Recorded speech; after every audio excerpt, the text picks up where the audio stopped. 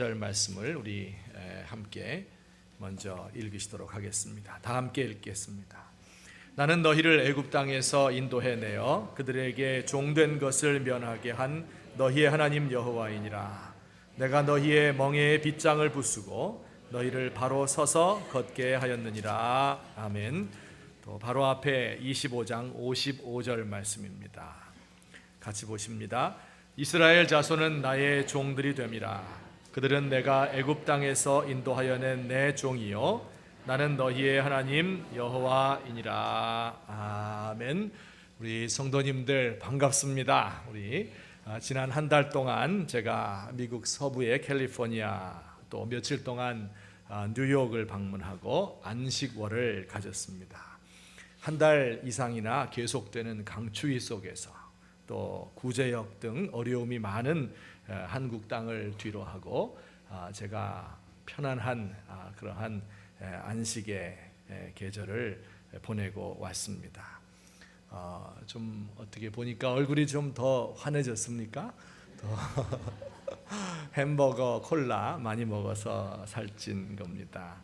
올해 우리 표어를 부흥과 회복과 통일이다 이렇게 정하고 이를 위해서 열심히 기도하자 이렇게 했는데 멀리서 제가 소식을 들으니까 우리 교회 성도님들이 저 있을 때보다 더 열심히 기도하고 간절히 부흥을 사모하는 그런 일이 있었다.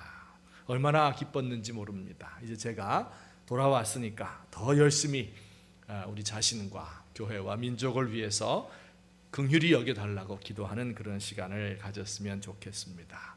배후에서 기도해 주신 우리 설립자 목사님을 비롯한 장로님들, 권사님, 집사님들 정말 감사합니다. 또 저 없는 동안 교회를 성의껏 섬기신 우리 부교역자님들께도 감사하고 특별히 4주에 걸쳐서 말씀을 증거해 주신 우리 김진선 목사님, 정인찬 목사님, 김의원 목사님, 또 최갑정 목사님께 진심으로 감사를 드립니다. 제가 집을 떠나보니까 얼마나 소중한가 하는 것을 알게 되었어요. 오늘 아까 찬송 부를 때 나 주를 멀리 떠났다 이제 옵니다. 그런데 이게 저에게 해당되는 이런 찬송인 것 같아요. 집에 돌아와서 여러분들 뵈니까 너무 기쁘고 또 그 마음이 편안합니다. 오늘은 제가 평소에 축복의 말씀으로 늘 마음에 간직하고 있던 여러분께 드리고 싶었던 성경 말씀을 근거로 해서 설교 말씀을 하고요. 하나님은 우리가 고개를 들고 걷게 하셨습니다 하는 제목으로 말씀을 드리고 또 다음 주부터는 지난해 말에 시작한 로마서를 중심으로 설교를 계속해서 하도록 하겠습니다. 오늘 성경 본문 레위기 26장 13절 하반절 말씀 우리 한번 같이 읽어보도록 하겠습니다. 시작.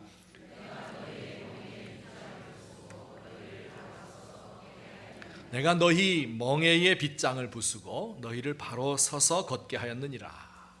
이 멍에라고 하는 말은 동물의 어깨에 메워서 힘을 쓰게 하는 이런 나무로 만든 도구이지요. 보통 두 마리의 소의 멍에를 함께 메워서 한 마리가 끌 때보다 더 큰 힘을 내게 합니다.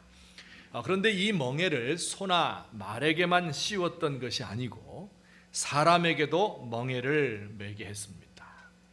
여러분이 이집트를 혹시 여행해 보신 적이 있습니까? 지금 시민혁명이 일어나서 대통령을 몰아내고 민주화 과정 가운데 있는 바로 그 이집트입니다.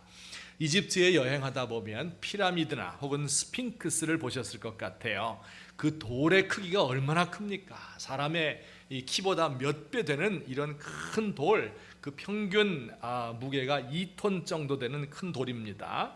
이것 수백만 개를 쌓아 올려서 피라미드를 건설한 겁니다. 이것을 어떻게 누가 쌓았을까요? 바로 그때 동원된 것이 수많은 노예들이었습니다. 그들의 어깨에 멍에를 메워서 힘을 쓰게 한 것이지요. 한 개의 돌을 옮기기 위해서 수십 명, 수백 명이 저마다 그 목에 멍에를 짊어지고 용을 썼어요. 꾀를 부리는 사람의 등에는 이집트의 병사가 가차없이 채찍을 내리쳤습니다.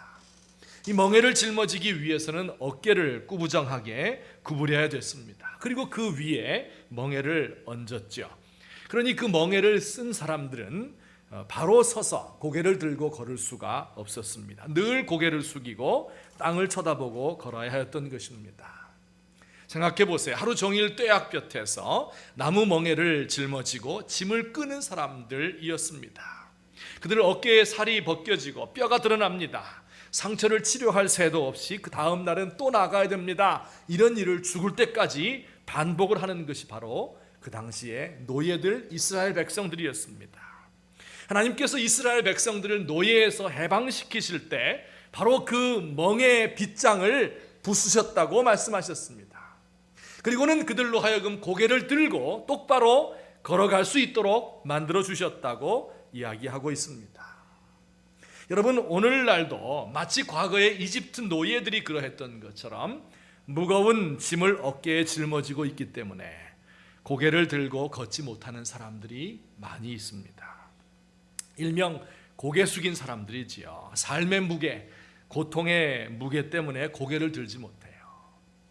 실컷 놀고 즐거워하고 인생에 대해서, 미래에 대해 생각하고 고민해야 될 그러한 나이인데 공부해야 한다 하는 그런 억압 때문에 늘 무엇인가 쫓기고 사는 초조한 마음을 가진 이런 학생들, 우리의 자녀들이 있습니다.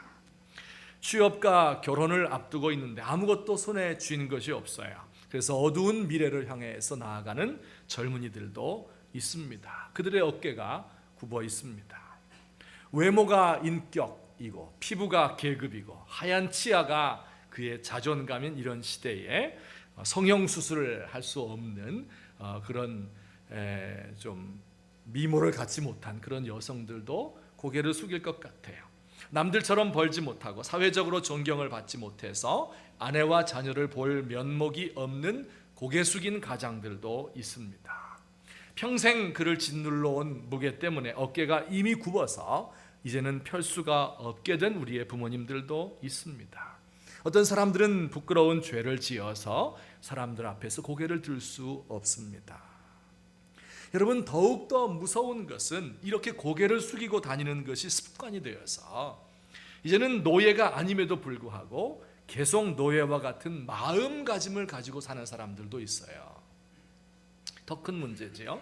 아무도 나를 싫어하지 않는데 당당하지 못해요. 주눅든 그런 삶을 삽니다. 다른 사람들이 나를 어떻게 생각하는지 다른 사람의 눈치만 보고 살아갑니다. 주체성이 없고 수동적이고 의존적인 삶, 시키면 마지못해 죽지 못해 하고 시키지 않으면 아무것도 하지 않는 사람들입니다. 자신이 책임지고 어떤 일을 하지 않고 다른 사람이 해주기를 바랍니다. 일이 안 되면 다른 사람을 원망하고 부모와 사회를 원망하고 시대를 잘못 만나서 이렇게 산다 하고 불평만 쏟아내는 이런 사람들이 있습니다. 수중에 충분한 돈이 있음에도 불구하고 구차하게 죽는 소리하고 다른 사람의 덕을 보려고 하는 사람, 이런 사람들은 모두 그 목에 멍에를 메고 있고 그리고 고개를 들지 못하고 땅만 바라보고 살아가는 이런 사람들입니다. 여러분, 우리 주님께서 오늘 레위기 말씀에서 우리에게 약속하신 것은 바로 이와 같은 삶을 살아가는, 육체적으로 고통을 당하고 정신적으로 많은 눌림 가운데 살아가는 저와 여러분들을 향해서 해방의 말씀을 선포하신 거예요. 우리의 목에 있는 빗장목을 부수어 깨뜨리고 그리고 우리의 땅만 바라보고 있던 고개를 들어서 앞을 향해서 나아갈 수 있도록 만들어 주시겠다. 우리 하나님께서 이미 그 일을 행하셨다 하는 것을 오늘 우리에게 말씀해 주십니다. 제가 좋아하는 노래 중에서 김장훈의 이 노래가 있어요. 산호라면이라는 노래입니다. 산호라면 언젠가는 밝은 날도 오겠지. 흐린 날도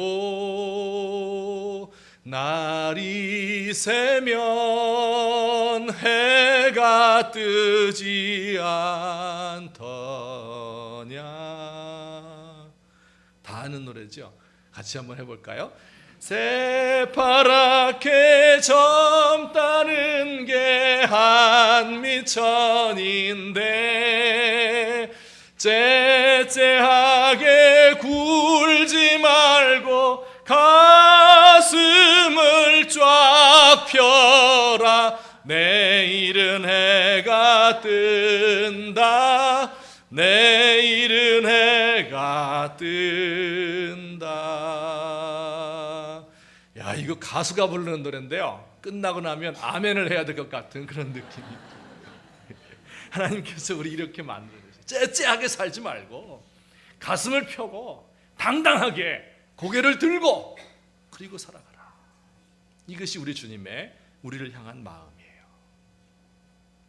어떤 분들은 이렇게 생각하시는 분도 있어요. 지금 마음속으로, 목사님, 저는 그런 노예와 같은 삶을 지금 살고 있지 않습니다. 나는 당당하고 떳떳하고 구차하지 않습니다. 다른 사람에게 손 벌리지 않고 아쉬운 소리 한 적도 없습니다. 내 돈 내고 내가 밥 먹고 내 집에서 큰 소리 치며 삽니다. 내가 과거에 열심히 노력해서 이루어 놓은 것이 이렇게 많기 때문에 나는 고개를 들고 삽니다. 그러니 오늘 설교는 나에게 해당되는 것은 아니고 내 옆에 다른 친구에게 해당되는 것일 것입니다. 아마 마음속에 이렇게 생각하는 분도 있을 것입니다. 근데 정말 그럴까요? 잘 생각해 봅시다. 지금 나를 규정하고 있는 게 있어요. 내가 가지고 있는 것들이 있잖아요. 근데 그 중에서 자랑할 것들이 있습니다. 예컨대 돈이 있을 수 있고 지위와 권력이나 혹은 업적이나 자녀들이나 건강과 미모 같은 것들, 그런 것들이 있는데 이걸 다 잃어버렸을 때에도 당당할 수 있는가? 그 질문이에요. 나에게 있는 직함이 있잖아요. 그 직함을 떼어냈을 때도 당당할 수 있는가? 예를 들어서 이명박 대통령이 계시는데 그 중에 대통령을 떼어내면 뭐가 남아요? 이명박밖에 안 남습니다. 자연인 그 한 사람만 남아요. 이건희 회장이 있는데 거기서 회장을 떼내면 이건희밖에 안 남습니다. 그를 따라다니는 경호원들, 모든 특권들, 사람들의 존경을 받지요. 또 권력 앞에서 굽실거린 사람들도 있습니다. 매스컴의 중심에 서 있습니다. 이런 것들이 다 없어져도, 그런 것들이 떨어져 나가도 당당할 수 있겠는가? 장동민 목사인데 그 목사를 떼어내어도 자연인 나 한 사람으로서 당당하게 고개 들고 살 수 있겠는가? 아무개 교수에서 교수자를 떼어내도, 아무개 박사에서 박사를 떼어내도, 아무개 사장에서 사장을 떼어내도, 아무개 엄마에서 엄마를 떼어내도 그 이름만 가지고 당당하게 살 수 있겠는가? 여러분, 하나님이 원하시는 당당함, 진정한 당당함이란 그런 거예요. 지갑에 돈이 없어도 좀 불편하긴 하지만 주눅 들지 않아요. 어떤 권력자 앞에 가서도 그를 단지 인간으로 대하는 겁니다. 나에게 돈과 명예를 약속하는 사람 앞에서 그가 주는 부스러기를 먹기 위해서 굽실대지 않습니다. 비싼 옷을 입고 외모가 아름다운 사람들, 그 팔에는 헤르메스, 루이비통이 걸려있는 이런 가운데서도 길거리에서 산 싸구려 10,000원짜리 가방 들고도 전혀 부끄럽지 않은 거예요. 다른 사람들이 인정해 주지 않아도, 인정해 달라도 떠들지 않습니다. 내가 못 이룬 꿈을 자녀들에게 강요하지도 않습니다. 내 삶이 만족스러우면 그렇게 안 하는데 보통 삶이 만족스럽지 않기 때문에 내가 네 애비 잘못 만나서 요 모양 요 꼴로 산다 이놈아, 네가 내 대신 좀 잘해줘라, 이렇게 이야기하는 거 아니겠어요? 주류 사회에 속하여 있지 않지만, 내가 소수파에 속해 있지만 그것을 부끄러워하지 않는 그런 사람들, 그런 당당함, 이것을 주님께서 원하시는 겁니다. 오늘 저와 여러분이 이런 사람 되기를 원하시지요. 이것이 진짜 인간의 모습이에요. 어디서든지 자유롭고 해방된 그런 인격을 가진 그런 사람들입니다. 자, 그런데 어떻게 하면 이렇게 살 수 있을까? 우리가 다 이렇게 당당하게 가슴을 펴고 고개를 들고 내게 주어진 일을 감당하며 살고 싶은데 어떻게 하면 그렇게 살 수 있을까요? 오늘 성경이 말씀하고 있는 것을 간단하게 요약해서 말하면 이렇습니다. 우리를 노예 상태에서 해방시키신 분이 우리의 아빠, 우리의 하나님이다 하는 사실을 알게 될 때, 그것을 믿게 될 때 고개를 들고 걸을 수 있습니다. 성경 말씀에 히브리서 2장에 이런 말씀이 있습니다. 그도 또한 같은 모양으로 혈과 육을 함께 지니심은, 이것은 예수님을 가리키는 말이에요. 죽음을 통하여 죽음의 세력을 잡은 자, 곧 마귀를 멸하시며 또 죽기를 무서워함으로 한평생 매여 종노릇하는 모든 자들을 놓아주셨다. 예수님께서 이 땅에 오셔서 그 모든 아픔을 다 겪으시고 우리의 형님으로 살아가신 이유가 무엇인가? 우리를 억누르고 있는 마귀의 권세를 무너뜨리고, 그리고 너무 두려워해서 한평생 죽음을 두려워해서 그 죽음에 매여서 종노릇하는 그런 사람들을 놓아주려고, 해방시키려고 우리 주님께서 오셨다. 그리고 그 일을 이루셨다 하는 사실을 믿는 사람이 바로 이 일을 감당할 수 있다는 거예요. 이런 당당함을 가지고 고개를 들고 살아갈 수 있다는 겁니다. 그 예수님의 영이 우리와 함께 있을 때, 로마서 8장 15절 말씀, 너희가 다시 무서워하는 종의 영을 받지 않았다. 양자의 영, 아들의 영을 받았기 때문에 우리가 아빠, 아버지라고 부르짖느니라.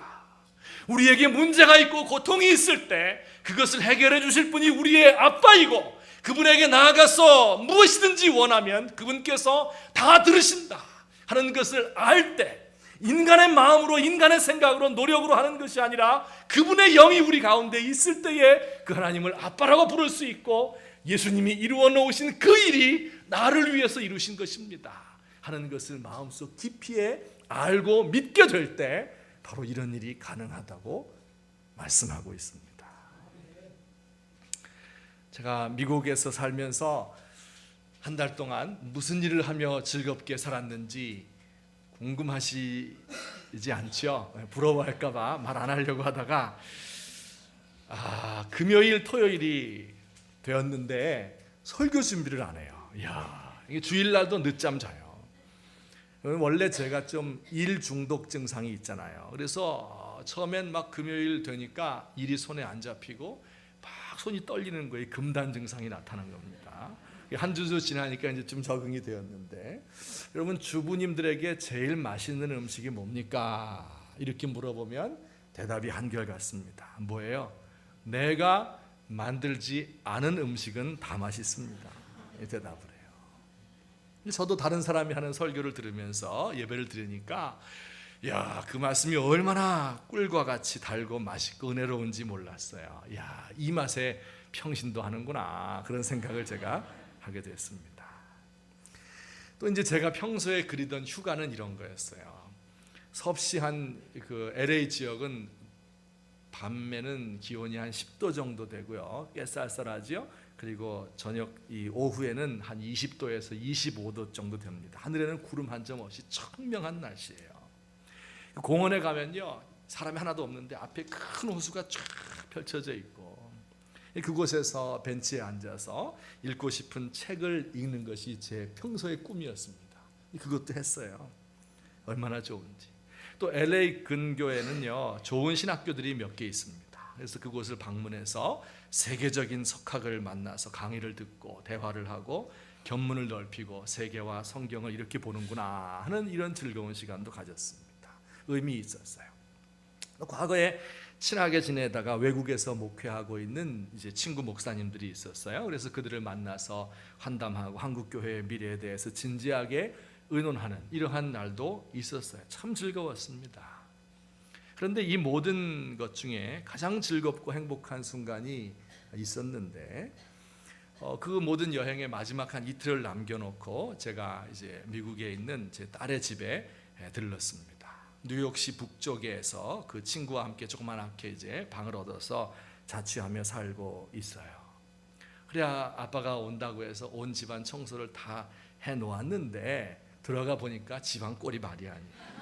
온 집안이 어지럽고 먼지가 이렇게 쌓여 있고 냉장고에는 먹을 게 하나도 없습니다. 그래서 아이가 학교에 간 사이에 아내는 시장을 봐서 냉장고에 채워놓고 또 밑반찬을 많이 만들어 주었습니다. 저는 화장실 청소부터 시작해서 그 변기와 욕조의 때를 다 벗겼습니다. 그리고 정리를 다 해주고 전기 청소기로 이제 카펫을 다 청소해 주었어요. 한 서너 시간 정도 청소를 하고 나니까 땀이 비오듯 하고 허리도 아프고 또 이 세제를 너무나 독한 걸 써가지고 눈이 막 따끔따끔해서 눈물이 나고 견딜 수 없었습니다. 근데 놀라운 사실은요, 바로 그 시간이, 여러분 제가 이 대백석대학교의 이 목사고 말이에요, 이 고급 인력이 막 이런데, 그 뉴욕 총구석에 있는 그 노인 아파트 이런 데 가가지고 거기 묵은 때를 벗겨내는 그 순간, 그 얼마나 행복한지요.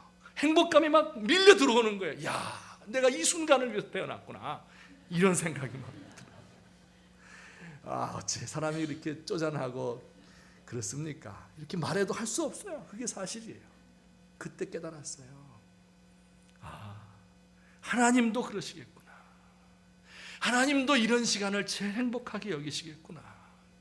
여러분, 우리가 자녀를 사랑하는 것보다 훨씬 더 우리를 사랑하시는 게 우리 하나님이셔요. 근데 그 하나님께서 우리가 이 세상에서 당당하고 떳떳하게 고개를 들고 살 수 있도록 하기 위해서 뭘 한 거예요? 그래서 그 모든 노력과 수고를 담당하신 겁니다. 그런데 그 일을 담당할 때, 으이씨 못된 놈들, 너희들 때문에 이게 뭐냐, 내가 이게 도대체 이거 하면서 막 화내면서 이렇게 하셨을 것 같아요? 아닙니다. 여러분, 저를 보니까 그 시간이 제일 기쁜 시간이에요. 그 모든 좋은 사람들 다 만나고, 그 뭐 세상에서 위대한 사람들, 이들과 만나서 이야기하고 이런 것보다 그곳에 가서 그때 뺏기고 청소하는 시간이 가장 행복한 시간이었습니다. 아마 우리 예수님께서 지금 하나님 보좌 우편에 앉아 계시는데, 누군가 찾아가서 예수님 생애에서 가장 행복한 시간이, 뭐 영원한 생애에서 제일 행복한 시간이 언제였습니까? 물어본다면, 내가 과거 2000년 전에 33년 동안 저 땅에서, 저 지저분한 곳에서, 그곳에서 사람들 떼뱉겨내고 마지막 3년 그 공생의 기간 동안에 그 죽을 사람들 살려내고, 그 죄악의 구덩이 속에서 함께 뒹굴면서 그들이 나를 배신해서 나를 위해 십자가에, 나를 죽여서 십자가에 못 박아 죽였지만, 그러나 그것을 통해서 내 자녀들을 구원할 수 있는 바로 그때가 나에게 가장 행복한 시간이었다, 이렇게 주님께서 말씀하셔요. 여러분, 그 주님의 사랑을 알게 되면 당당하시는 거예요. 아, 그 예수님이 그 일을 행하셨던 그 모든 것들의 결과가, 그 이유가 내 빗장목을 부서뜨리고 나를 바로 서서 고개를 들고 걸어가도록 하기 위해서 그렇게 하셨구나 하는 것을 알게 될 때, 그때 비로소 우리 가운데 이런 담대함과 당당함이 생기는 것을 믿으시기를 주의 이름으로 축원합니다. 여러분, 제가 이 구약 성경을 쭉 보다 보니까, 성경 보다가 그 가장 담대하고 당당한 사람이 누구였을까 생각을 해보니까 엘리사 선지자가 제 머리에 떠올랐습니다. 그는 어떤 면으로 보아도 당당할 그런 사람이 아니었어요. 왜 그럴까요? 그는 그 직업이 선지생도를 가르치는 스승이었습니다. 오늘날로 말하면 신학교 교수라 이렇게 생각할 수 있겠어요. 근데 그 제자들을 모아서 가르치는데 그 그룹이 얼마나 가난했는지 모릅니다. 먹을 것이 없어가지고 굶다가 나중에는 그 들에 나가서 풀을 뜯어 먹었어요. 그러다 그걸로 국 끓여 먹다가 식중독 다 걸려가지고 다 죽을 뻔했습니다. 그의 제자 중 한 사람이 비명에 죽었는데 남긴 것이 없어요. 그래서 그의 아내와 자식들이 종으로 팔려갈 지경에 이른 적도 있습니다. 그를 따르는 제자들이 점점 많아져가지고 새롭게 이제 집을 지어야 됐습니다. 근데 지금처럼 뭐 설계를 하고 뭐 자재를 사고 건축을 하고 이렇게 한 게 아니라 대충 산에 가서 나무를 베어다가 얼기설기 엮어서 뭐 비만 피할 수 있는, 바람만 피할 수 있는 그런 집을 짓는 겁니다. 그 집을 짓는데 사용되는 도구는요 하나밖에 없어요. 도끼 한 자루만 있으면 돼요. 근데 그 도끼가 없는 겁니다. 그 제자가 옆집에 가서 도끼를 빌려왔어요. 이걸 가지고 나무를 베었는데 하다가 잘못해서 그 도끼 대가리가 그만 연못 속에 풍덩 빠지고 말았습니다. 그 도끼를 빌려온 제자가 징징 울면서, 아, 이거 빌려온 것인데 큰일 났습니다. 선생님, 어떻게 하면 좋습니까? 이때 그 연못 속에서 산신령이 나타나서 이 도끼가 내 것이냐. 어쨌든 이렇게 구차했어요. 얼마나 초라하고 구차했는지 모릅니다. 근데 한 번은 그가 부자 될 수 있는 기회가 있었는데 이웃 나라, 아주 큰 나라의 그 국방장관이 나병에 걸렸대요. 그 사람의 이름은 나아만이에요. 그래서 외우기 쉬워요. 나병 걸린 나아만 장군입니다. 엘리사가 용하다는 말을 듣고 고쳐달라 해서 그에게 찾아왔습니다. 그런데 지금으로 말하면 어디 중국의 국방장관이 이제 우리나라 조그만한 개척교회 목사님 찾아온 그런 택입니다. 그런데 이 엘리사는 나가서 그를 영접하지 않았습니다. 내다보지도 않았습니다. 그리고 그를 위해서 손을 잡고 머리에 손을 얹고 기도해 주지도 않았습니다.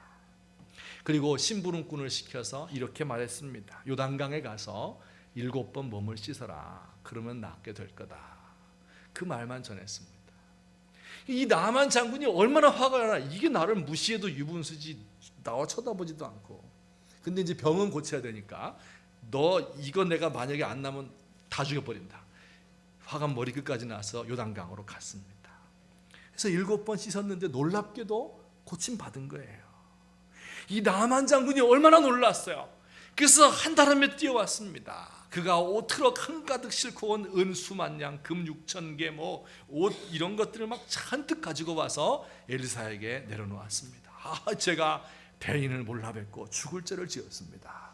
이 예물을 받으시고 저를 좀 용서해 주시고 저 위해서 한번 기도해 주시기 바랍니다. 엘리사가 그 예물을 거절했습니다. 나는 받지 않겠어. 아이고 그러지 마시고 이 위대한 일을 하셨는데 이건 제 조그만한 손이니까 제발 받아주세요. 한 2번 거절하다가 3번째 받으세요. 그렇게 하면 아유 뭐 그만두시지 마시지 이렇게 하면서 이제 받는 게 이제 우리 보통 상례인데 이 엘리사는 끝까지 그것을 받지 않았습니다. 여러분 이것이 하나님이 원하는 당당함이에요. 그 뭐 받는다고 죄 짓는 건 아닐 거예요. 하지만 엘리사의 마음 속에 그런 마음이 있었어요. 내가 지금 이 돈 없어서 못 사는 거 아니다.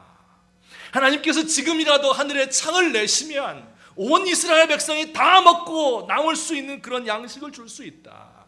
나로 하여금 세계에서 최고의 부자 될 수 있게 하신다. 하지만 지금 하나님께서 나에게 원하시는 것은 이런 세상의 물질을 의존하지 말고 하나님의 능력을 의존하기를 원하신다. 이렇게 가난하게 사는 것은 제자들과 함께 지금도 우리가 사는 것은 하나님의 입에서 나오는 말씀으로 사는 거지 식량 가지고 사는 것이 아니다 하는 것을 가르쳐 주시기 위해서 하나님께서 이 일을 하고 계신다 하는 것을 알았기 때문에, 그의 마음속에 하나님의 능력으로 가득 차 있었기 때문에, 그에게는 하나님의 영감이 가득한 사람이었기 때문에, 양자의 영, 아들의 영을 가지고 있는 사람이었기 때문에 이와 같은 세상의 것들이 부럽지 않았던 겁니다. 그래서 이 권력자 앞에, 그 모든 재물 앞에서 담대하고 당당할 수 있었던 것입니다. 우리 사랑하는 귀한 성도님들이시여, 하나님께서 우리에게 원하시는 게 이런 삶의 태도라는 거예요. 우리의 멍에 빗장을 부수고 우리를 바로 서서 고개를 들고 걷게 하셨습니다. 땅을 보지 말고 하늘을 바라보면서 살라 하셨습니다. 가슴을 쫙 펴고 눈물과 한숨을 거두고 당당하게 삽시다. 구차하지 말고, 주눅들지 말고, 기죽지 말고, 무서워하지 말고, 불안해하지 말고, 우울해하지 말고 믿음으로 사는 겁니다. 돈으로 사는 것이 아니에요. 하나님 말씀으로 삽니다. 명예 가지고 사는 게 아니에요. 하나님이 함께 하시기 때문에 살 수 있어요. 인간의 능력으로 사는 것이 아니라 하나님의 자비로 삽니다. 이것을 마음 깊이, 뼛속 깊이 깨닫게 되실 때, 내 마음 깊은 곳에서 성령님 함께 하셔서 날마다 나에게 이 자유로운 영을 부어주실 때 우리가 이렇게 살아갈 수 있는 것임을 믿으시기를 예수님의 이름으로 축원합니다. 이와 같은 삶을 누리시는 저와 여러분 되셨으면 좋겠습니다. 이제 설교를 끝내야 되는 분위기죠. 근데 한 가지만 더 말씀드리고 설교를 마치겠습니다. 여러분, 이런 하나님의 은혜를 우리가 알게 될 때, 우리 목에서 빗장을 부수고 그리고 우리를 고개 똑바로 들고 걸어가게 하신 그 하나님의 은혜를 아는 사람들은 이렇게 삽니다. 하나님께서 고개를 들고 걷게 하신 사람들이 있잖아요. 나 말고 다른 사람들도 그 사람들을 종으로 부리지 않습니다. 그리고 오히려 그 사람들을 해방시키는 하나님의 일에 동참해야 됩니다. 아까 읽었던 25장, 레위기 25장 말씀은요, 정말 놀라운 말씀이 그 안에 가득 차 있어요. 25장의 결론이 55절인데요. 우리 한번 다 같이 읽어보겠습니다. 시작. 애굽 땅에서 인도하여는 내 종이요 나는 너희의 하나님 여호와이니라. 아멘. 이스라엘 백성들이 하나님의 종들이래요. 이게 무슨 뜻이에요? 하나님이 그들의 그 이집트 사람에게서 종살이하던 데서 빼어내서 해방시켜서 하나님의 종이라는 영광스러운 이름을 그들에게 주었습니다. 이제 그들은 하나님 앞에서 하나님을 위해 살아가는 하나님의 종들입니다. 그러니까 사람의 종이 되지 말라는 거예요. 근데 어떻게 안 될 수 있어요? 가난하게 살잖아요. 살다 보니까 있는 거 다 팔아먹고 이제는 먹을 게 없어졌어요. 그러면 어떻게 해야 되는가? 그때는요, 레위기 25장 말씀에 따르면 가난한 형제에게 돈을 빌려주는데 이자를 받지 말고 빌려줘라, 이렇게 돼 있어요. 그래서 그 사람으로 하여금 구차하지 않게 살 수 있도록 해주어라. 돈 빌려줄 때 담보를 잡지 마라. 담보 제공 안 하니까 그 집 안에 들어가서 너 여기 있는데 왜 숨겨놨어? 이런 식으로 해서 그 사람을 비참하게 만들지 말라는 거예요. 근데 그 사람이 정말 가난해져 가지고 더 이상 빌리지도 못하고 할 수 없어서 이제는 자기의 몸을 팔아서 종이 될 수도 있지 않겠어요? 그러면 어떻게 해야 돼요? 그를 엄하게 부리지 말고 내 형제처럼 대해줘라. 6년 동안 주인을 위해서 일했으면 제 7년째에는 후한 선물을 주어서 그를 풀어주어라, 그렇게 말씀하셨어요. 또 그 사람이 가난해가지고 종으로 팔렸으면요, 7년 지나면 풀려나지만 그 전에라도 그 친척 중에서 형제나 사촌이나 육촌이나 친척 중에 좀 여유가 있는 사람이 있을 거 아니에요? 그러면 그 사람이 돈을 내어서 이 사람을 사서 해방시켜 주어라, 이렇게 명령했어요. 근데 그것도 안 될 수 있잖아요. 6촌, 사돈의 8촌까지 다 가난해요. 다 종되기 일보 직전이에요. 나의 모든 것 변하고 그 피로 구속받았네. 하나님은 나의 구원 되시오니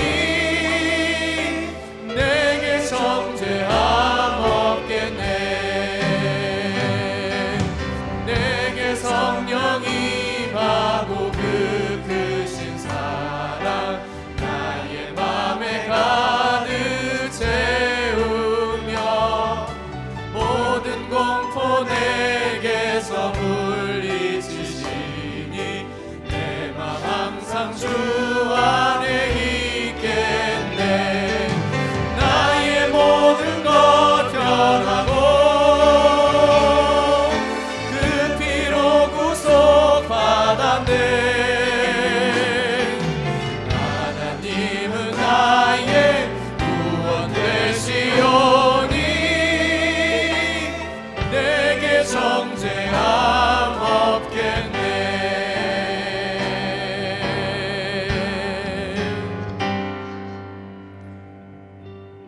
사랑의 하나님 아버지, 우리 주님께서 우리의 영혼에 주신 은혜와 또 우리의 육신적인 삶을 살기 위해 허락하신 모든 은사들을 인하여 주 앞에 감사하고 기뻐하며 영광을 돌리는 뜻으로 우리 주님께 작은 예물을 바칩니다. 하나님께서 이 예물을 기쁘게 받으시옵시고 우리의 삶과 또한 우리의 가정과 자녀들에게 또한 우리가 하는 범사 가운데 하나님의 은혜가 늘 함께 하시기를 간절히 소망합니다. 하나님 아버지, 우리 가운데 여러 가지로 고통이 있고 고통의 멍에를 메고 신음하며 살아가는 우리 주의 백성들도 있습니다. 하나님이 그 모든 질병에서부터 끊어주시고 일으켜주시고 모든 실패를 극복하고 일어날 수 있도록 하옵시며 모든 습관적인 죄악들을 끊어버리고 하나님 앞에서 기쁘게 당당하게 담대하게 사명 감당하며 살 수 있도록 우리 하나님 도와주시옵소서. 이제는 우리 주 예수 그리스도의 은혜와 하나님 아버지의 사랑과 성령님의 교통하심이 오늘 우리 주님 앞에 나와 경배 찬양하며 나를 자유롭게 하시고 나를 해방시키신 그 주님을 기뻐 찬양하며 내 마음속에 있는 모든 어둠의 세력들을 몰아내고, 그리고 우리의 가정과 우리의 교회와 또 우리의 사회 속에서 이 어둠의 세력과 싸우기로 그 마음속에 작정하며 다짐하는 주의 사랑하는 모든 백성들 머리 위에 지금부터 영원토록 함께 계실지어다. 아멘.